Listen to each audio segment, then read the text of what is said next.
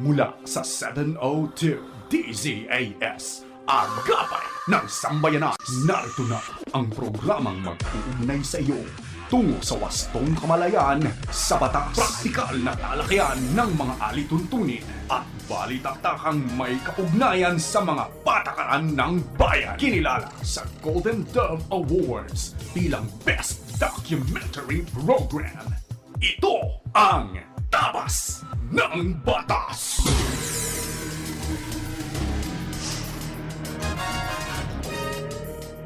Isang magandang Sabado ng umaga sa iyo na nakikinig sa anumang bahagi ng Pilipinas, Luzon, Visayas, Mindanao at sa iba pang bahagi ng mundo. Marhay na aga sa inyo namin nakikinig diyan sa Bicol Region sa pamamagitan ng CARE 104.3 The Way FM. At diyan naman sa Zamboanga City na nakikinig via 1116 DXAS Radio Komunidad Buenos Dias.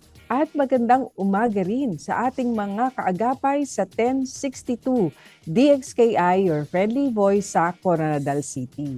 At sa ating mga listeners sa 1197 DXFE Davao. At sa mga naririto naman sa Metro Manila na walang sawang nakatutok sa atin tuwing Sabado ng umaga, happy listening po sa inyo. Kami ang inyong mga kakampi sa batas. Ako po si Attorney Chona Cruz Gonzalez. Ako pa rin po si Attorney Jeremiah Belhica at ito po ang inyong programang Tabas ng Batas dito po sa 702 DCAS FEBC Radio TV. Miyembro po tayo ng Kapisanan ng mga Broadcaster ng Pilipinas. Napakikinggan at napapanood rin po tayo sa ating mga Facebook at YouTube channel ng 702 DCAS FEBC Radio TV at sa Channel 185 sa Signal TV sa pakikipagtulungan naman po ng GCTV. At tayo ay inaagapayan din at sinasamahan ng ating cute crew na sina Absidi Ferrer Tabua, Minka Tiangco Zaraza, Phil Lagtapon, Lourdes Magtunaw, Shikaina Abalon, Shaira Gabornes, gayon din yung ating Prodtex na sina Benjo Morano, Reggie Villena, Nathaniel Peralta, Jonathan Reyes at maging yung ating RTV na sina Eileen Valdez, Wenmark Balatukan, Angelica Calayag, Bong Chica, Jabez Mancio, at ang mga kasama natin sa Bukawi Transmitter site. Tunay na lumalaki ang ating Tabas ng Batas pamilya. Tama. At sa punto namang ito, nais naman natin pasalamatan ng ating mga kaagapay. Kayo po, na patuloy po nating kasama at kapartner sa Ministeryo po ng FEBC. Sa tulong po ng ating Panginoon at sa inyo pong suporta, 77 years na po natin na ibabahagi ang tama at mabuting balita ng ating Panginoong Hesukristo.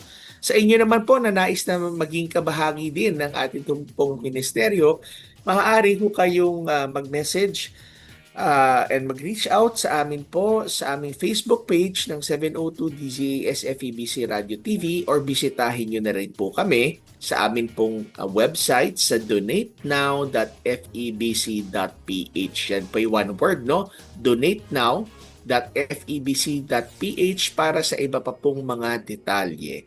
Bago ho kami magpatuloy ni Attorney Chona sa rich discussion today, ay pagkaing pangkaisipan po muna tayo.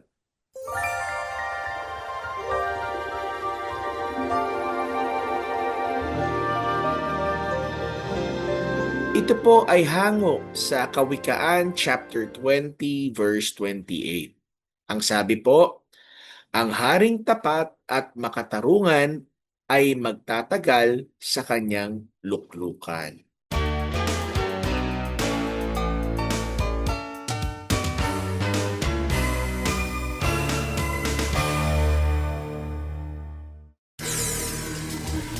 Kayo po ay aming inaanyahan na makibahagi sa ating diskusyon ngayong umaga. Kaya kung meron po kayong komento, lalo na ligan na katanungan, maaari niyo po ipadala yan sa amin sa pamamagitan ng ating Facebook page, ang Tabas ng Batas, FEBC. At sa ating pong pagbabalik after a short break, ay tutungo na tayo kaagad sa ating malamang diskusyon. Nako, napakahalaga na namang usapin ang ating tatalakayin ngayong umaga. Kaya tunay nakaabang-abang ito. Tayo po ay tutungo sa isang tax stock. Ayan. Stock. Oo. Usaping buwis. Usaping buwis ito at kaya po napakahalaga ring malaman natin ang patungkol dito. Kaya po, huwag kayong maglilipat na istasyon. Kami po ay magbabalik kaagad sa ilang sandali lamang. Tabas ng Batas! Kapag tinawag ka ng pagmamahal, sumagot ka agad. Panatag, marangal.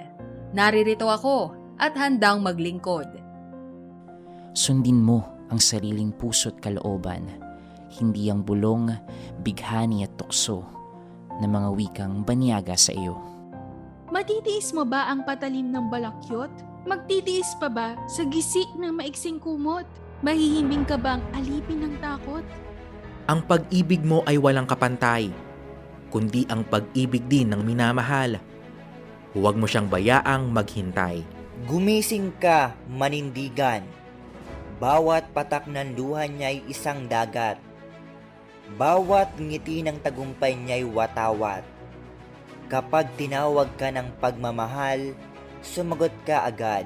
Matatag marangal, walang bakit, sana maglingkod.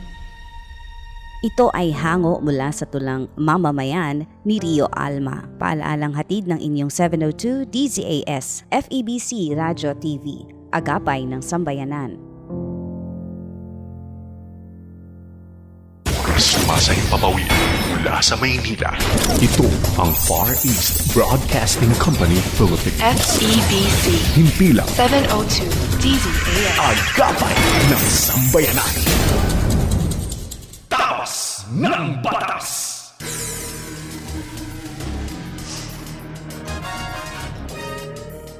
Alright, so tayo po yung nagbabalik sa ating programang Tabas ng Batas at ako pa rin po si Attorney Jeremiah Belhica. Yes, at ako naman po si Atty. John Cruz Gonzalez at tunay na talagang very enriching, itong discussion na ito. Saka napapanahon ito, Oo. Attorney. Kasi sa ating bayan, maraming usapin ngayon patungkol sa pagpapataw ng buwis sa mga ipon. Yung tinatawag nilang yung mga savings natin, taka-time deposits, no? At pati at the same time, yung recent na trip ng ating Pangulo sa Estados Unidos na kung saan yung 20% naging 19% na tariff. So, at wala naman, zero naman sa Estados Unidos, sa US. Kaya nga, mainit ang usapin sa mga taxes at tariff, di ba? Pero bakit nga ba mahalaga itong usapin na ito? Oo, napakahalaga dahil alam mo naman, kinakailangang malaman natin bilang mga mamayang Pilipino at bilang Kristiyano, no? Paano ba natin titingnan ang buwis na ito? Kasi hindi po natin namamalayan ay apektado po tayong lahat. Lahat. Lahat. Oo. Pag tayo po ay bumili ng anuman, maging sa tindahan, sa sari-sari store, naku, lalo na ngayong nasa panahon din tayo ng kalamidad, kailangan itong mga essential goods na ito. Yeah. Pagbili po natin ng mga gamit na yan, pagkain, may nakapataw na pong tax dyan. Yeah. Nagbabayad na po. Yun yung VAT, kaya po, naka-add na ho yan. Kaya nagbabayad na tayo ng tax doon pa lamang. Tama. Kaya nga, lalo na nakalipas ang sunod-sunod na bagyo, ay kaya mas nagiging mahalaga na pag-usapan kasi ito yung nakakadagdag sa presyo at nakakabawas naman sa ating mga natatanggap na kita. Kaya kung nagtatrabaho ka, di ba, may buwis. Kung nagninegosyo ka, may buwis. Kahit simpleng bumibili ng gatas, bigas, may buwis pa rin. May kasabihan nga sila, no? Only two things in life are inescapable daw, death and taxes. Oh, wow. Ibig sabihin, kahit Oo papaano, ikaw talaga ay, kung ikaw pinapanganak, kung hindi pa babalik ang Panginoon sa iyong lifetime, siguradong ikaw ay doon nga, hahantong sa kamatayan. At kung hindi naman, hindi mo rin maliligtasan ang pagbabayad ng buwis. Pero mas mahalagang tanong bilang Kristiyano at mamayan, ano ba ang dapat pagtingin natin sa buwis? Kaya yan ang ating pag-uusapan. So, Attorney, simulan mo siguro ang mga general principles, no? Para maintindihan natin. Oo, bagamat sa marami ay parang masyado to technical, susubukan po namin ni Attorney na ibigay sa inyo ang ano lang naman, yung mga kaalamang dapat natin ng malaman patungkol sa buwis. Mm. Ayan. So, ito po kasing pagbubuwis sa atin, pagpapataw ng tax na tinatawag, ay fundamental power of the state Mm. po kasi iyan, kapangyarihan iyan, bahagi yan ng kapangyarihan ng Estado na kung saan ay ito po ay isa sa mga tinatawag na likas na kapangyarihan Mm. niya. At kasi andyan yung siguro didinig natin, police power, Mm. eminent domain, tapos kasama din ng taxation, Tatlo kasi sila, no? Tatlo. oo, na Mm. basic na kailangan para po ang isang gobyerno ay makapagpatupad din ng mga pulisiya para sa kanyang mamamayan, may katatagan, may pondo, kailangan mo Mm. 'yun kasi nga papaano namang kikilos at tupad mo ang mga programa kung wala namang pong pondo. Kaya nga tinatawag nga Likas. oo, at ang taxation, ang pagpapataw ng buwis ay kasi ito po ay lifeblood ng Mm. gobyerno, 'no? Kaya 'pag lifeblood, kinakailangan talagang merong source 'yan, ano ho. So, Mm. yung lifeblood doctrine po na tinatawag ay, ito nga, no no taxes, no government services. Mm. Mm. 'No, kasi nga po, kailangan mo ng pondo. So, kanino po kakalap ng pondo? Sa mga mamamayan pong nasasakupan ng pamahalaan. Parang pagka Magtutulong-tulong tayo, 'no? mm. Yeah, Nag-aambag-ambag. parang ang tao 'pag walang dugo, hindi kayang mabuhay. Oo naman. Lifeblood. Oo, yan, tama, Gano'n tama. din ang Kaya nga sabay. lifeblood, oo. Oo. At ang translation noon ngayon ay yun nga, meron sa kinikita natin, sa mga binibili Mm. natin, meron tayong tax na binabayaran o bahagi ng amount na yun. At yun ang kinakalap ng gobyerno. At pagsasama-samahin, yun ang ating mga kontribusyon. At doon po kukuha ng pera, no, ng pondo para po sa mga programa ng gobyerno na katulad po itong mga ah, pangyayari ng mga bagyo at mga kalamidad. Siyempre po may mga food packs, may mga modular tents, may mga evacuation centers na kinakailangang imintena, kailangan bigyan ng pagkain at inumin ng ating mga kababayang lumilikas, nanggagaling hula sa taxes yan. Yun hong mga Yeah. binibigay pang ibang mga ayuda, siyempre galing huli. Kaya pag sabing public funds, attorney, no, talagang Mm. galing yun lahat sa atin, Kaya Yeah. sa ating mga nagtatrabaho, bumibili, ng anumang goods and services, galing po sa atin yan. Ngayon, Mm. talagang pag wala hong pondo o gobyerno, paano rin makapagpapatayo ng kalsada, ng paaralan, ng ospital, at ng Mm. yun nga, pagresponde pag may kalamidad, At attorney, sadly hanggang ngayon, kulang na kulang pa rin ang classrooms natin. Hindi Yeah. ba? Kung kaya nga, yan ay hinahanapan pa rin ng solusyon, Lumalaki ang populasyon ng ating mga kabataan nag-aaral, pero kinukulang tayo ng pasilidad para sa kanila. So, kaya alam mo, ito yung ito yung nakalap ng mga buwis, 'di ba? Isang malaking pie, ika nga. Pero ang daming pangangailangan, paano mo hahati-hatiin? So, kailangan talaga ng panalangin po natin ang ating mga economic and fiscal managers. Kasi po, kailangan i-allocate nila iyang resources na yan, doon sa ano man ang priority natin, bilang mga mamamayan. So, nandyan din yung mutual benefit. So, kung itong taxation ay fundamental power of the state, ito ay lifeblood nga ng ating Yeah. gobyerno, ito rin ay meron pong mutual benefit. Ibig sabihin, Yeah. merong nakukuha ang gobyerno kasi nagkakapondo sila sa taxes Yeah. natin. Dapat meron din tayong makamit naman Mhm. din na benepisyo mula sa taxes na binabayad natin. Di ba napapansin po ninyo yung mga proyekto ng pamahalaan, di ba nakalagay doon, this is where your taxes go. Mm. Ayan. So, nakalagay Parang doon, give and take, no? Oo, Give and give take. and take. So, yun nga, nagbibigay tayo ng buwis, kapalit may benepisyo dapat sa atin. Seguridad, di ba? Kaya nga di po ba, sinasabi mga public servants, tayo ang nagpapasweldo. So, di ba, lahat ng nasa pamahalaan. Doon di kasi kinukuha po yung sweldo nila sa buwis natin. So, ano pa yung edukasyon, yung infrastructure, yung mga pinapagawang iyan, ano, daan, tulay, subway, di ba, yung mga MRTs, etc. Lahat po yan from taxes. So, parang bayanihan, ano, attorney, no? Yeah. Lahat talaga ay nag-aambag-ambag. Ngayon, ano po ho, ito ay part ng rule of law. Ang buwis ay Yan. dapat, unang-una, ayon sa batas, pantay-pantay ang pagpataw. Ika nga, attorney, no, yung sa kakayahan mong magbayad, ano, Ability to pay. oo, dapat may corresponding ding tax, ano. Kumbaga po, hindi Mm. natin pwedeng parang uniform sa lahat, pantay-pantay lahat na parang iisang tax lang, ganito lang. Kaya nga, di ba dumating na tayo sa punto Mm. na graduated yung tax na Mm. ipinapataw, lalo na sa income tax. Kasi nga, syempre hindi naman lahat ay ganoon ang kalaki ang kinikita sa isang taon. Mm. Kaya't merong ceiling kapag kung hindi ako nagkakamali, hindi ba parang 250,000 or less than 300,000 a year, kung hindi pa yun nagbabago, no? Di ba?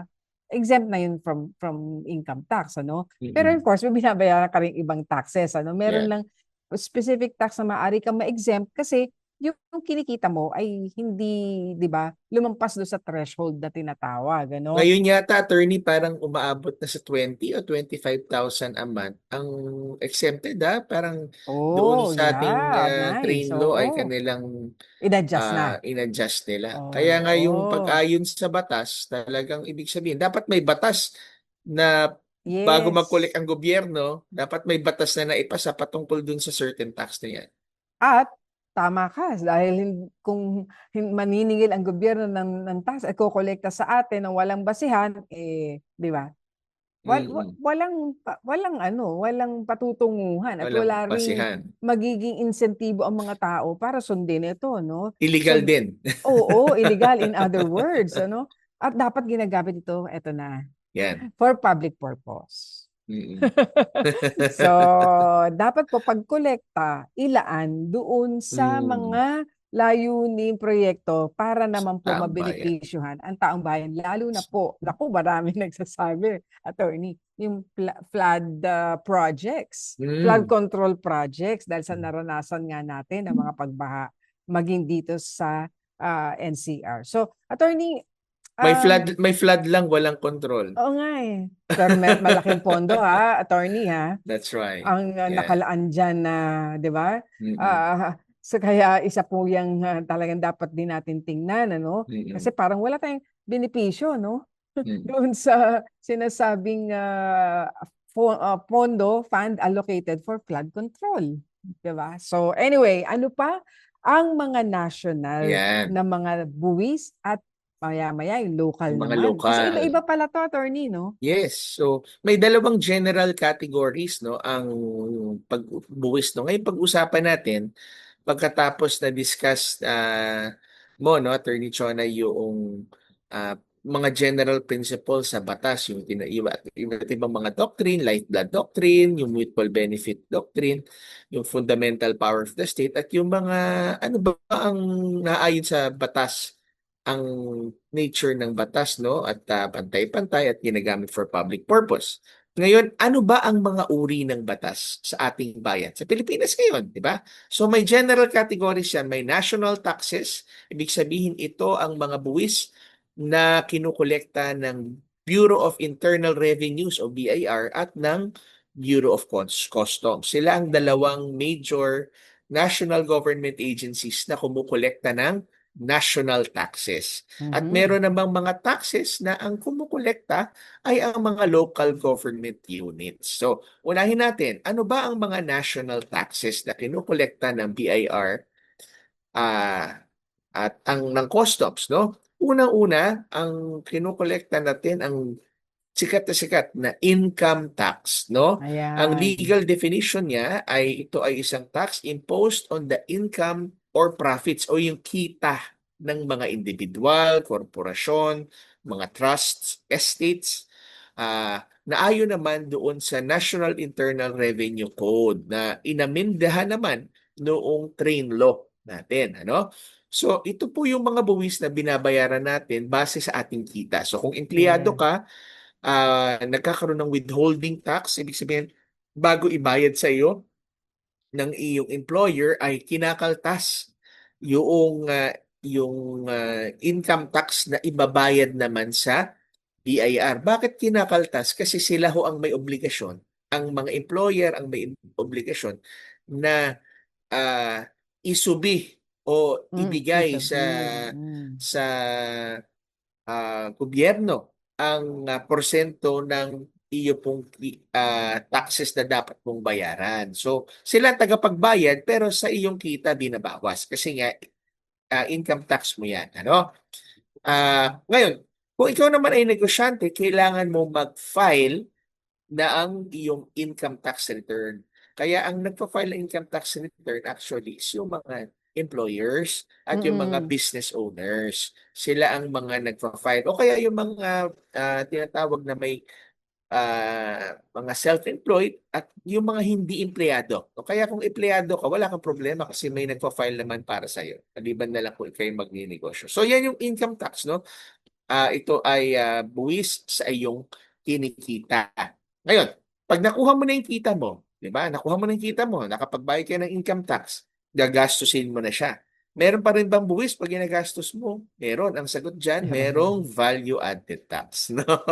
Ito yung 12% Yes. tax imposed on the sale of goods and services in the course of trade or business. Kasama rin ang importation. Ibig sabihin, ito naman po yung mga dagdag na bayarin sa bawat produktong binibili natin. No? Ang produkto man yan ay serbisyo, no? Ikaw ay nagpagupit, ikaw ay bumili ng sasakyan, o hindi lang serbisyo pero bumili ka ng isang gamit, ano? O ikaw ay nagpa-service sa isang establishmento, no? Na ikaw ay ah, hindi binigyan ng produkto pero ginawan ka ng isang bagay na kinakailangan mo naman. So, ito ay dinadagdag nila sa iyong binibili. Okay? So, ito ay isang uri ng indirect tax na hindi mo direktang binabayaran sa gobyerno pero kasama sa presyong iyong binabayaran. At ngayon nga ay 12% ang ating value-added tax. Ngayon, ang pangatlo ay kung, for example, ayaw mo naman magbenta, di ba? Gusto mo namang magbigay ng libre, magregalo. No? Ito yung tinatawag sa legal na definition na donation o Yes. kaya meron din pala donor's tax na tinatawag, no? Nagmagandang Ito, loob ka na, di ba? maganda loob ka na, no? Out of generosity at walang kapalit. Oo. Ito ay isang tax na ini-impose on the gratuitous transfer of property between living persons without consideration. No, halimbawa ay binigyan mo ng lupa ang iyong anak habang ikaw ay nabubuhay pa, binigyan mo ng sasakyan, binigyan mo ng kung ano pa mga bagay, ibinigay mo sa kamag-anak o sa kaibigan. Meron hong donor's tax yan, depende sa halaga ng inyong pong regalo. Okay? Tama. Ngayon, kung hindi hindi ka naman na nagbigay ng regalo o kaya hindi ka naman nagbenta, kinamatayan mo na ang Mm. ang iyong mga Yes. ari-arian. Mm. At ang mga iyong ari-arian ay tinatawag ng estate, no? Ang iyong mga Mm. estate ay meron din estate tax. Ibig sabihin, para makuha ng iyong tagapagmana ay magbabayad ng iyong estate ng buwis sa gobyerno. So this is a tax on the right to transfer the estate of a deceased person to his or her lawful heirs. So kapag may namatay na may-ari ng kanyang ari-arian, hindi agad pala maililipat o mapapasa sa mga tagapagmana kasi kinakailangan munang bayaran ang tinatawag na estate tax. Grabe, no? Kaya nga death and taxes daw ang inescapable. Yes. Kasi kahit Yes. kahit Totoo patay ka nga. na, nagbabayad ka pa. Kaya nga. Okay, meron pang isa. Ito nakikita natin. At ito yung medyo mas maliit ng kaunti. Ito yung tinatawag na documentary stamp tax. Ano ba tong DST na to? Mm. Naririnig natin, no? Ang DST Madalas. madalas, no? Ito ay isang tax on documents, instruments, loan agreements, and papers na nagpapakita ng acceptance, assignment of right, transfer of an obligation, right property. Ibig sabihin ito ay mga taxes kapag may kontrata o legal na dokumento. No, kaya ng dokumento nagpapakita ng utang, ng bentahan, at kinakailangan ng stamp na nagpapatunay na bayad ang buwis. Kaya documentary stamp. No? Ibig sabihin, kinakailangan makita ng gobyerno na nabayaran mo yung buwis dyan sa dokumento na yan. Ayan, kaya nilalagyan nila ng stamp, kaya documentary Yes. stamp tax. So, Mhm. yan ang mga ilan sa mga buwis na kinukolekta ng BIR, Bureau of Internal Revenue. Paano naman Tama. yung mga buwis na hindi kinukolekta sa loob, pero yung Hmm. mga pumapasok na mga importation or exportation, ito ang tinatawag na customs duties. No, Mm. ito yung mga tinatawag na import or export taxes, no? Ito yung mga taxes na imposed naman sa mga goods na pumapasok o kaya naman lumalabas o ini-export natin, ano? Ito ay nakikita natin sa CMTA o yung Customs Modernization Tariff Act. No, kung yung sa BIR meron silang National Internal Revenue Code, Hmm. meron din man ng Yes. customs na Customs Modernization and Tariff Act. So, halimbawa, kapag ikaw ay nag-order online mula sa Hmm. isang bansa ng iyong paboritong produkto, ay ito po'y binubuwisan. O ibig sabihin, ito yung tariff na pinag-uusapan Yun, natin. yan. No? Oo. At kaya kapag ka zero tariff, ibig sabihin yung mga goods na galing sa ibang bansa na zero tariff sila sa Pilipinas ay hindi na dinadagdagan ng Pilipinas ang pumapasok dito. Pero kapag ka mayroong tariff katulad ng 19% o 20%, kapag pumasok ang produkto ng bansa na yon, for example sa Philippines papunta sa US, dinadagdagan ng US ng 19%. Yun ang sinasabi ng Hmm. tariff. Kaya mas nagmamahal din ang Yes. presyo noong produkto na yun na Mm. pumapasok. So, kung export tax naman ay para naman sa mga nagnenegosyo at nagbebenta sa ibang bansa. Ganun din yan. Ibenta mo yung produkto mo, ilalabas sa bansa, sa Pilipinas, meron pa ring export tax. So, grabe, no? Yan ang ilan sa mga national taxes pa Oo. lang. Pa lang. Yes.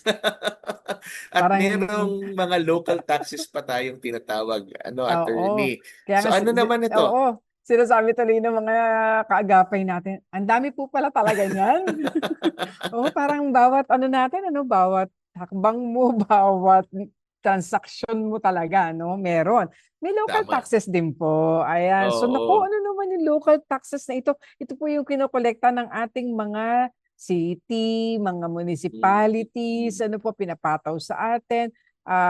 Hindi ba, dahil may mga permit din, etc., no? Every start of the year, no? Pero tunguin muna natin ang unang-unang local tax na kinokolekta sa atin Ito ng yung ating mga napupunta sa kanilang sariling kaban, Hindi yes, napupunta local sa government. national. Yes, yes. Okay. Kasi syempre, may pangangailangan din ng local government. Yes, Di ba? yes. Kaya kinakailangan din na magkaroon sila ng self-sufficiency. At paano po mangyayari yun? Sa pagkukolekta pa rin ng taxes sa mga mamamayan niya. Kaya kung kayo ay taga Manila, di ba, taga Marikina, taga Taguig, taga Quezon City, ayan, nagpapataw po ng kanya-kanyang mga local taxes yan. So, alam na natin to yung amilyar na tinatawag. So, Yeah. ito po ang real property tax. Mhm. No? So, ang definition po ito, ang pagkakabigay po ng kahulugan dito ay ito po yung buwis na pinapataw sa lupa, sa building, sa mga improvement. Mapapansin po ninyo, di ba may mga tax declaration syempre doon kayo nagmamay-ari po ng isang property sa lugar na kung saan ay naroroon kayo at meron kayong bahay doon sa property na yon. Dalawa po yung yung pinapataw Nabayaran. sa ating diyan. No, iba yung tax doon sa lupa Lupa. mismo. Iba pa yung tax doon sa improvement na Oo. tinatawag. Kung Kahit kahit bahay. kahit hindi mo naman na-improve na ilang taon, improvement pa rin ang Yes. tawag. Yes, at may assessment siya na separate. So, pag Mm. mapansin po nyo, kaya ang tax declaration niya magkahiwalay din eh. Isang Mm. tax declaration sa lupa, isang tax declaration doon sa naka-build doon sa lupa, doon sa structure sa lupa.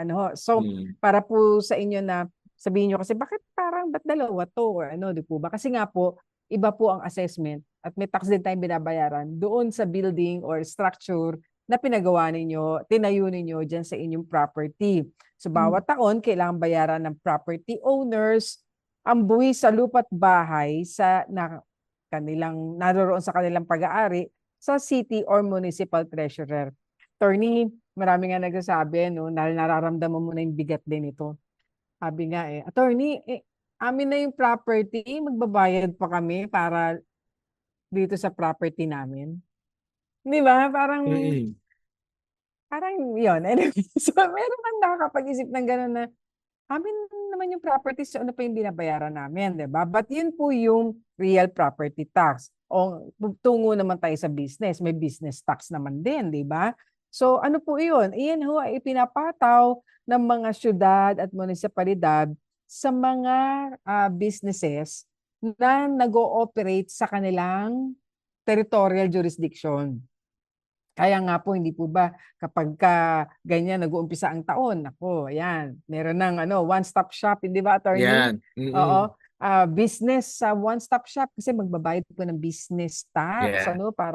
para bang ito ay kasi nire-regulate Oo, yung mga businesses within the locality. So, inaalam po nila ilan na ba yung business na ganito, na-measure nila, mas nagiging umaangat ba ang ganitong uri ng business na susustenahan ba, na mimit ba yung pangailangan ng mga mamamayan namin dito dahil sa mga business ito. Baka may kulang pa. Siguro we can invite other business. Alam niyo na, part ng regulation.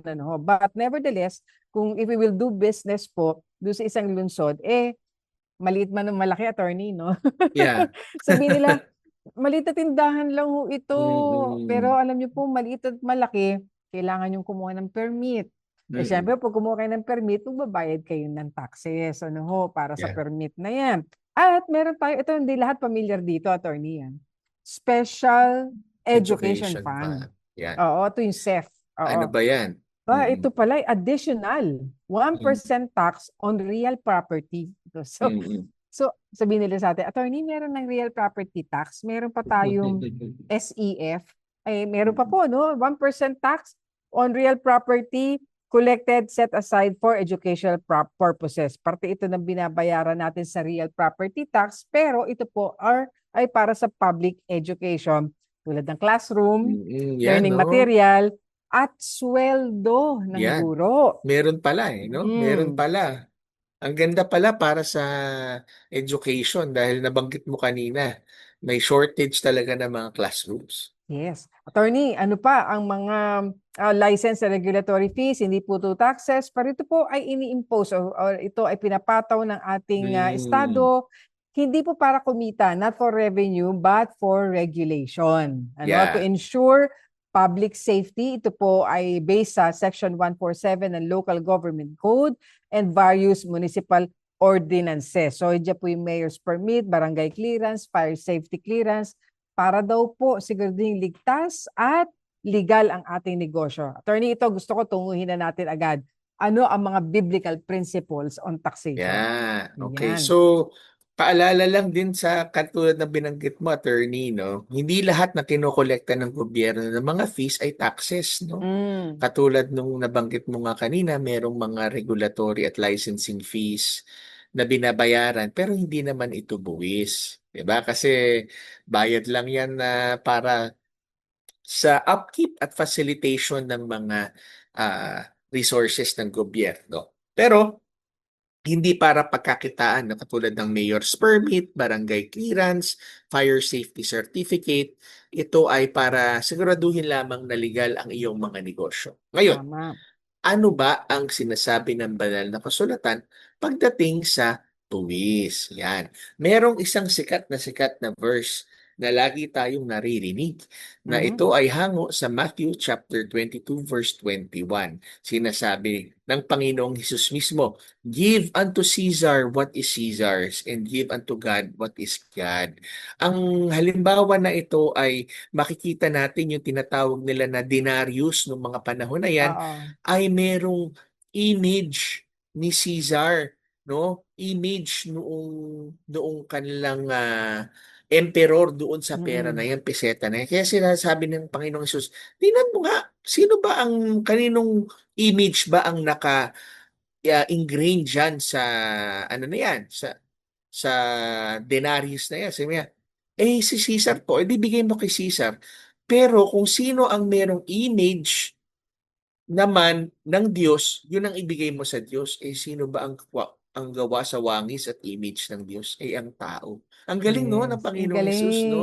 So Yes. sinasabi niya na, yung taxes, bigay mo sa gobyerno kasi pera yan eh. Pero ang buong buhay ninyo, ibigay ninyo sa Diyos. Bigay ninyo sa akin. No? Kasama ang pera at lahat. so, Yes. so, Yes. yeah, no, mahalaga yun, no? But Galing it din naman lahat affirms. sa Lord eh. Yes. Oo. It is but it also likewise affirms that Jesus himself says that it is lawful to pay your taxes, no? At siya mismo makita natin dun sa Bible na nung siya'y kumuha ng pangbayad ng kanilang buwis mula sa bibig ng isda. Oo. Yes. ni Pedro, Siya mismo, no? At yun lang talagang pati yung isda ay nagbigay sa kanya. Sinasabi ko, pati isda, kung kinakailangan na magbigay, kayang-kaya kong magbigay. So, but also sa Romans chapter 13, pinapaalalahanan tayo that authorities are God's servant. Sinasabi niya, all authorities are ordained by God. At pinaliwanag din dun sa verse 7, that's why we are paying our taxes. Dahil ito ay bahagi ng recognition natin na ang authorities are ordained by God.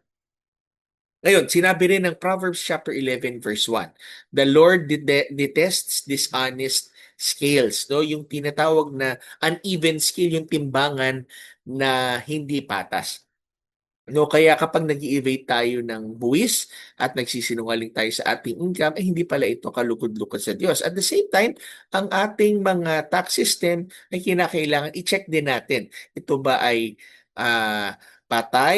pantay, hindi patay, no? Hindi nakapatay. Pantay, patas, o ito Oo. ba ay unequal, no? Para lamang dun sa iilan. Kaya kinakailangan ito'y pinag-aaralan mabuti. Ngayon, sinasabi rin ng Luke chapter 16 verse 10, whoever is faithful in the little things, I will entrust greater things to them. So kapag hindi tayo nagiging tapat sa mga mahalaga at maliit man pero mahalagang bagay katulad ng buwis, paano pala tayo pagkakatiwalaan ng ating Panginoon sa mas malalaking mga bagay? Alala yan, lalo na sa mga negosyanteng gustong lumago ang kanilang negosyo. And syempre sa Amos chapter 5 verse 11 to 12, ang sinabi po, ito'y babala laban sa mga mapagsamantalang pagbubuwis at katiwalian. So dapat ang Mm. buwis ay makatarungan at Yes. hindi ito confiscatory o nagpapahirap sa atin. Actually, attorney, Yes. yan ang isa sa mga prayers ko. No? So yaman na rin lamang na ating napag-usapan lahat ito, attorney. Ako minsan nakikita ko nga na sabi ko sana mas ang ating tax system ay ma-revisa lalo na ayon Mm. sa plano ng Panginoon, no? For example, Yes. sa tingin ko dapat pag-isipan natin may income tax na, may value added tax pa. Tapos Oo. meron pang estate tax, di ba? So, ang hirap-hirap lalo na dun sa mga nagmana, di ba Mm. nung buhay naman ng magulang ko, binabayaran nila yan. Tapos ngayon nabatay na, ibabayaran ko pa rin bago ko makuha. So yung Oo. pinambili nila dyan, binayaran nila yung buwis. Nung binili nila yan, binayaran nila yung buwis. Tapos ngayon naman, ay kailangan ko pa rin bayaran. Kaya ang sinabi rin kasi Oo. ng Bible, ah sinabi, a good man leaves an inheritance to his children's children. Ibig sabihin, dapat ini-encourage pala ng gobyerno na Pamana. pamana sa susunod na Oo. henerasyon para Oo. hindi naghihirap ang taong bayan. So, Yes. so isa yan, no, sa mga bagay at syempre, pag-isipan natin Tama. para Kasi sa ating mga leaders. attorney, marami na rin nga ako naririnig to rin na nagsasabi, lalo yung mga nag-aayos nga ng mga estate, yung mga naiwan ng kanilang mga Mm. magulang sa kanila, no, bilang mana. Sabi nga, imbis po kasi na maging blessing sa amin, Oo. nagiging burden. Kasi Yeah. nga po, paulit-ulit ang binabayaran, ang Mm. iba-ibang buwis para sa iisang property. Isang property. The same Mahaba, property. mahirap ang Oo. proseso pa. Yes. Kaya, Yeah. naku, alam niyo po, Kaya we feel you. parang Talaga pong may dapat pareho May pareho kaming hugot ni Yes. Attorney John. Mukhang dapat po magkaroon talaga ng rin po muling pagrebisa sa ating mga tax laws kasi po nagiging burdensome po talaga, Yeah. no. Yes, we know na kinakailangan pong mag-ambag ang bawat isa, pero baka meron pong mga area na kung saan ma-improve po natin at hindi naman kinakailangan na napakarami at paulit-ulit na pagbubuwis sa pare-pareho naman pong mga ari-arian, So, Yeah. again, for recap lang, ang buwis ay legal dahil nga based sa law ito, hindi po sila pwede magpataw ng hindi po ito dumaan sa Kongreso. Dapat po makatarungan, ibig sabihin, fair ang application sa lahat ng tao, ayon sa kakayahan, pantay-pantay in a sense na lahat, yun nga, nag-aambag. Pero nandoon po yung pagkakapantay-pantay o dapat po equitable yung distribution ng burden, parang doon sa mas rami ng resources, sila yung, di ba, nagdadala noong mas maraming ambag, at yung, siyempre kakaunti naman ang kita, talagang buwisan mo pa ng malaki, na po pamumuhay nila, no? So, ang pananagutan natin ay hindi lang bilang mamayan, kundi anak ng Diyos. Dahil po tayo ay binigyan din po ng command ng Panginoon na talagang sundin ang authority natin na habang tayo naririto, no? Pero ultimately, ang final authority natin ay ang Panginoon. So, attorney, ano ang call to action natin? Well, una, syempre, maging tapat tayo. Kung ikaw Kristiyano, mananampalataya, let's be faithful. Remember that all authorities are ordained by God. Kung tayo nagbibigay ng ating tithes, offerings sa ating mga gawain, kasi naniwala tayo na gawain ng Diyos yan, ganun din naman po ang pamahalaan. No? It is also an ordained institution by the Lord. That's why we support it, no? Kaya kailangan din natin alamin ang ating karapatan at obligasyon. Maganda kanina nakita natin na kung walang batas na nag-authorize sa buwis, hindi tayo pwedeng buwisan ng gobyerno ng walang batas. At ipanalangin natin ang ating pamahalaan na hindi lamang gamitin ang buwis sa tama, pero pag-isipan ano pa ba ang mga buwis na kinakailangan kunin at dapat siguro tanggalin din para makaaluban sa ating buhay. Okay. Yes. So, attorney. Yes, Proverbs 29:4, by justice a king gives a country stability. Amen. Yes. Okay. Tayo po ay magpo-pause for a break, attorney. Pero sa ating pagbabalik, tayo tutungo po sa ating blockbuster segment, ang Payo de Asunto. Kung saan, attorney, nawa po ay tugunan natin ng mga katanungan po na inyong pinadala sa amin. Kaya pa kayong lipat ng istasyon, kayo pa yung magbabalik agad sa ilang sandali lamang. Tabas ng Batas! Pag-asa, saan ka ba matatagpuan? Tagumpay, sadya ka nga bang mailap? Direksyon sa buhay. Bakit ang hirap mong tahakin? Hay, pag-ibig. Akala ko ba panghabang buhay ka? Buhay? Hanggang dito ka na lang ba? Marami tayong katanungan sa buhay. Marami man ang gumugulo sa ating isipan, subalit, kaibigan, hindi ka dapat mangamba. May handang tumugon sa iyong mga tanong.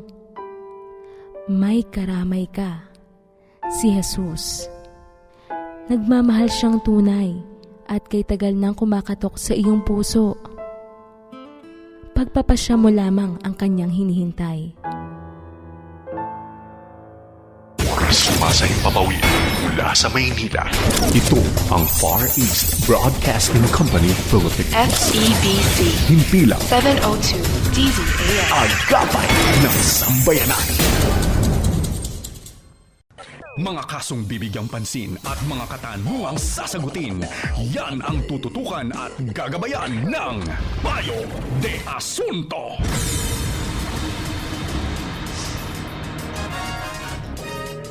Alright, so tayo po'y nagbabalik sa ating programang Tabas ng Batas at tayo ay naririto na sa ating pong blockbuster segment, ang Payo de Asunto, na kung saan susubukan po namin ni Attorney Chonang sagutin ang inyong pong mga katanungang legal. Kaya't pakinggan natin ang ating unang katanungan mula sa ating listener. Good day po. Pwede ba kasuhan ang professor na nag-incomplete sa grade? then hindi niya masabi sa'yo ang dahilan? Like, kulang or mga hindi mo na naipasa? Oh, ayan, attorney. Oo nga, kasi nga may mga graduation, ano? Mga colleges din at mga paghahanda para riyan, ano? At ito naman ay nag-incomplete ng grade. At hindi raw nasabi ang dahilan, like ano ang kulang, ano yung mga hindi naipasa. Alam mo, sa unang tingin pa lamang natin din, tayong mga estudyante, dapat responsable rin tayo riyan, ha? We keep track kung ano po yung mga requirements ng ating professor. Tayo ang isa sa mga dapat nakakaalam niyan. Ano ba yung kulang pa natin? Ano, hindi pa na isasabit. Ngayon, attorney, kung let's say ganito ang pangyayari nga na biglang nakita na lang sa grade niya, incomplete, ano, wag naman, una-una, wag na munang kasuhan. Hindi na ba po kaagad yan ang solusyon, ano? Kasi po, ang naisin natin, makakumpleto kayo at maibigay sa inyo ang karapatang grado para roon, para, di ba, makamove forward kayo, lalo na kung graduating student ka, problema talaga ito, hindi ba, attorney? Tama. Kaya nga, although may academic freedom ang yung mga teachers na ibig sabihin ng mga guro na magbigay ng grado at tingnan kung anong nararapat, ang incomplete na tinatawag ay karaniwang binibigay pag ito ay kulang ka sa requirements sa semester, final project, paper, or meron kang hindi nakuha na examination. So, tingnan mo rin kung meron kayong student handbook, student manual na sinusunod. At syempre, sa ating konstitusyon, may karapatan talaga ang bawat isa sa due process na tinatawag. So, parte niyan, pwede yung alamin, no? Ano po bang dahilan? Ano po bang kulang?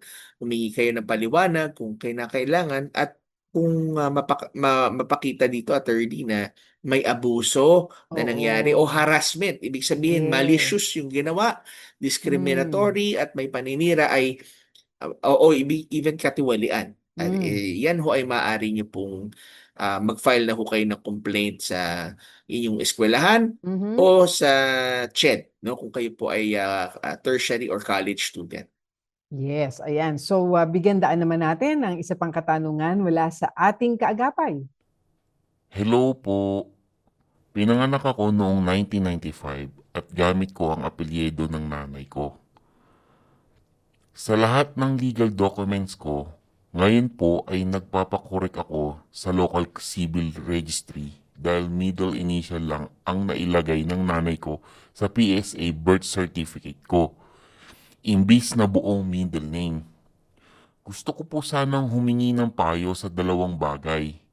Una po, mas mabuti po bang ipakorek ko na lang ang middle name ko sa PSA o ipa-omit ko na lang ang middle name initial at palitan lahat ng documents ko para gamitin na lang sa apelyido ng nanay ko?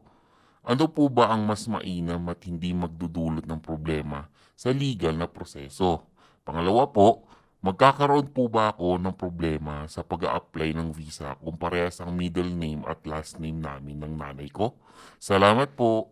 Ayan, so attorney, hindi naman ito naiiba sa mga iba pa natin din na na-encounter. Oo, at alam po ninyo doon sa unang katanungan niya na mas mabuti ba ipakorek na lang yung middle name sa PSA o Philippine Statistics Authority, pa-omit yung middle or ipa-omit na lang daw yung middle initial, palitan lahat ng documents. Alam po ninyo, ang panuntunan ng batas, syempre, yung tawag nga natin, attorney, no, less disruptive, ano, yung pinakamadali na lamang pong gawin ay yung mismong birth certificate po ang iayos at i-correct para po isunod, di ba, ang tawag dito, i-synchronize, itama ayon na rin doon sa mga mas marami pang dokumento. Mas mahirap po kasi palitan lahat ng dokumento. Tama. Kaya po, kung ito na lamang birth certificate po ang nagiging hindi tugma doon sa lahat ng existing records niyo, yung birth certificate po ang babaguhin. Yun po ang pinaka mas mainam na gawin at practical. Ano po, dahil isa na lamang ang pag-utuunan nyo ng pansin. At pag-usapan na nga namin ni attorney, syempre po, magpapakita lang po kayo ng katibayan na yung middle initial na iyon, dapat po pala ay itong middle name na ito yon. Oo, so mapakita po ninyo yung 'di ba, birth certificate din ng mother ninyo, ano pa po yung existing documents niyo sa school records ninyo or employment, lahat na existing ninyo na nakalagay na doon yung full middle name and full surname. Makikita na po ano na, oo nga, maaaring ito nga ay typographical lang. Hopefully doon pumasa, no, attorney, no, para less na rin ang Tama. expenses and ano ba, ang Hassle. proseso at hassle. Oo. Opo. Tsaka po, tama po yung sinabi talaga ni Attorney Chona na less disruptive at mas practical at dapat consistent sa mga records ninyo na inyo nang ginagamit, ano? Tsaka dapat yung mas simpleng proseso, ito yung tinatawag na clerical error law na kung saan ito isang administrative correction na lamang. Hindi mo na Yes. kailangan tumungo sa korte ngayon kung ang error ay malinaw naman based on documents na talaga nagkamali lang. Tulad sinabi nyo, letter C lang ang nailagay, malinaw naman. Kuwari kung letter C lang at ito'y ang pangalan ng C is Cristobal, for example, no? Oo. Napakadaling makita na, kaya pala C yung sa nanay. So, kailangan mo lang mag-file ng petition mo for correction ng clerical error at ito ay action ng local civil registry kung saan ka ipinanganak, no? So, tama sinabi ni Atty. Chona, pakita kayo ng valid supporting documents, school records, baptismal, at lahat yan. Ano? At attorney, may Oo, kasunod second- siyang katanungan, yes. ano? Oo, yun daw sa pag-apply naman ng visa niya, no? Magkakaroon Ayan. ba siya ng problema? Kung pareho na, no? Yung middle name at last name nila ng nanay niya. Parang magkapatid, ano? Oo. Parehong At, apelyido, middle name and yes. last name. Ngayon, Kasi opo. nga, attorney, maano natin, we can surmise, conclude na kasi hindi married ang kanyang parents. So, kaya nakasunod ang kanyang apelyido sa kanyang ina. Pati yung middle name. Kasi kadalasan sa Pilipinas, ang middle name ay yung apelyido ng nanay mo, ang surname mo, Yes. apelyido ng tatay. At kung hindi Oo. naman sila kasal, ay may pagkakataon na ang middle and last name ng nanay mo ang siya kinukuha. Ngayon, ito ba'y automatic na problema sa visa application? Hindi naman po automatic, no? Maaaring magkaroon po complication, pero hindi naman ito automatic. Kasi kung consistent naman at supported ng legal documents, ay maaaring hindi ho ito maging problema, no? Sa atin hong batas, ang illegitimate child na ginagamit ang mother's surname ay tama ho yun, sa ating batas po yan. Technically po, wala hong legal basis ang middle name sa atin po, ano? Pero ina-adapt Yes. po natin itong practice na to kadalasan. In fact, pwede mong gamitin ang middle name na i-assign sa iyo, no? Katulad isang example diyan ng ating dating Pangulong Noynoy Aquino, ang pangalan niya Benigno Simeon Aquino the Oo. third. Hindi niya ginagamit yung Kuhangko, pero Simeon ang kanyang middle name. So, yun ang mga usapin dyan sa middle name. Kaya kung magka-problema ho kayo, normally magkaroon lang kayong affidavit of explanation or consistency to ensure na ang inyo pong mga records ay pare-pareho. At kung ito ipapakita ninyo sa mga international agencies, ay kinakailangan consistent po ang inyong record. Diyan lamang po yan. Pero hindi naman ho automatic, basta ito po ay inyo pong consistent ang records at gumamit kayo ng affidavit kung kinakailangan. Oo, kailangan lamang ay maipakita kasi doon sa mga existing documents, yung inyong tunay na pagkakakilanlan. Yun lang naman yun, attorney, no? Makita na talagang kayo yun. Oo, na yung part ng identity mo kasi, ano. So, yan po yung Okay. ating naging talakayan.